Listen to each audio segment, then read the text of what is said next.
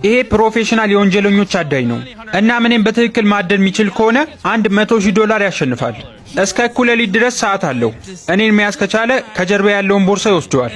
ይህን ውድድር እንዲጀምር ግን የምሰጠው ብቸኛ ነገር ይሄን ቢላ ነው። እንሂድ፣ ቶሎ በሉ። ቻው ሰዎች። በጣም ጥሩ፣ አሁን ዝግጁ ነን። እንሂድ። ይሄ ውድድር በጣም አስገራሚ ነው የሚሆነው።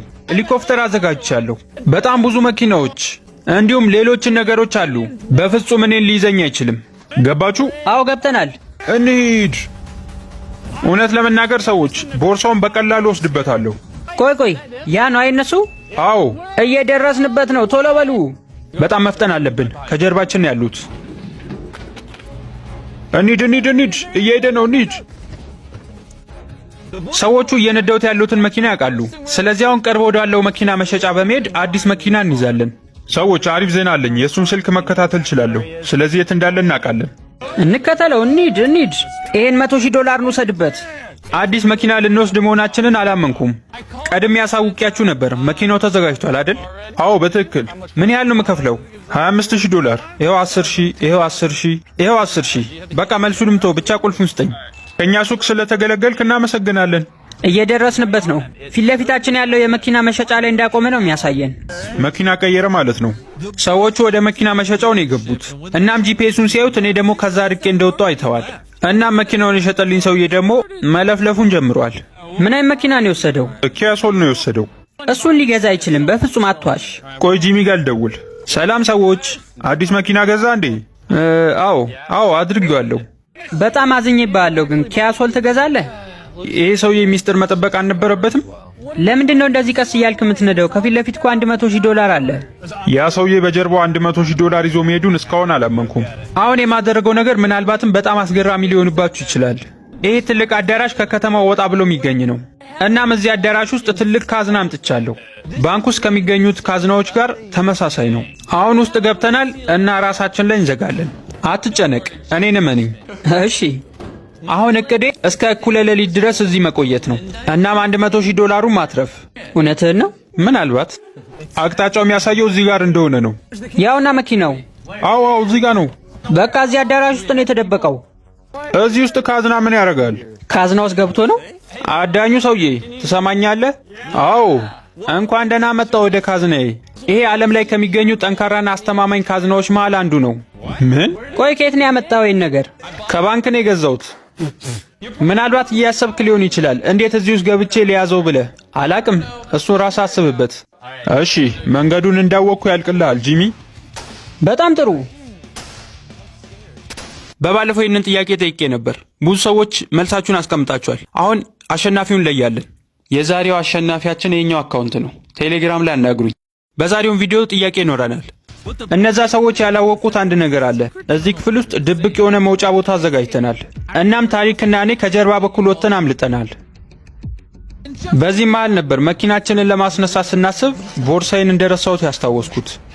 እኔ እጄ ያመጣልሃለሁ። ቆይ ታሪክ እባክህ ይዘውና ቶሎ በል።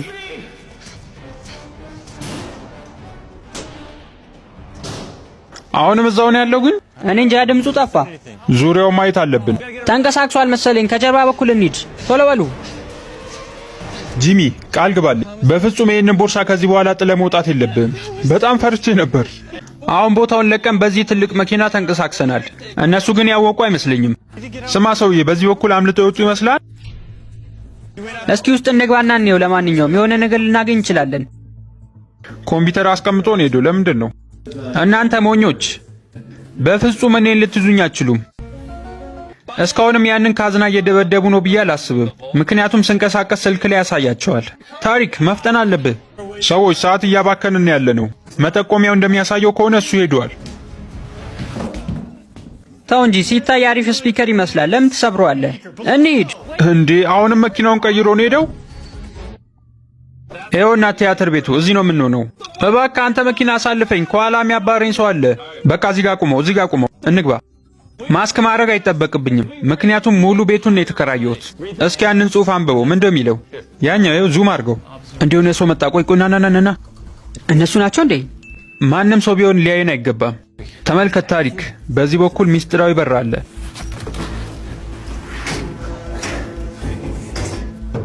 አሁን ራሳችን ላይ ዘግተናል። ይሄ በጣም አስቸጋሪ ነው። ከዚህ በፊት እንዴት ነው እንደዚህ ሰው ተከታትለህ ታውቃለህ? አዎ በጣም ብዙ ጊዜ እናባራለን፣ እንዘላለን፣ አስቸጋሪ የሆኑ ሰዎችንም ይዘናል። አሁን እንጂ ምን እንደምንይዘው ማለት ነው። እዚህ አካባቢ እንደሆነ ነው የሚያሳየን። ምናልባት እዚህ አዳራሽ ውስጥ ገብቶ ይሆናል። ቆይ ከመግባታችን በፊት ትክክለኛውን ቦታ ለማየት እንሞክር። አሁንም እዚህ አዳራሽ ውስጥ ነው ያለው፣ ግን በየትኛው በኩል እንደሆነ አናቅም። ምንም የለም። የት ነው ሄዱት?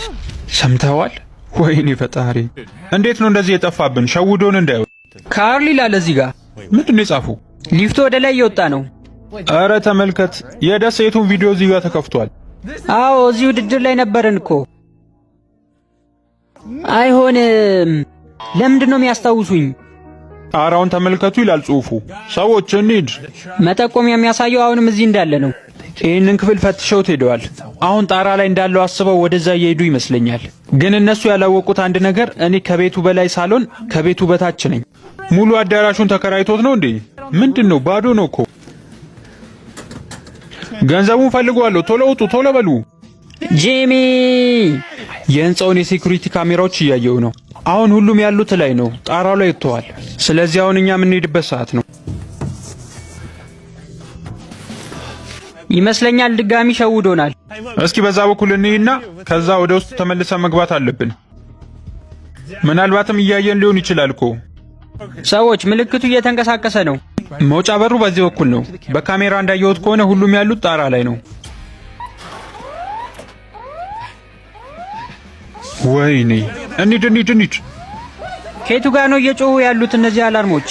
አላቅም። በጣም ጥሩ ስራን የሰራናቸው። አሁን በካሜራው እንደምትመለከቱት በደረጃው እየወረዱ ነው ያሉት። ስለዚህ ብዙ ሰዓት አለኝ ከዚህ ለመሄድ።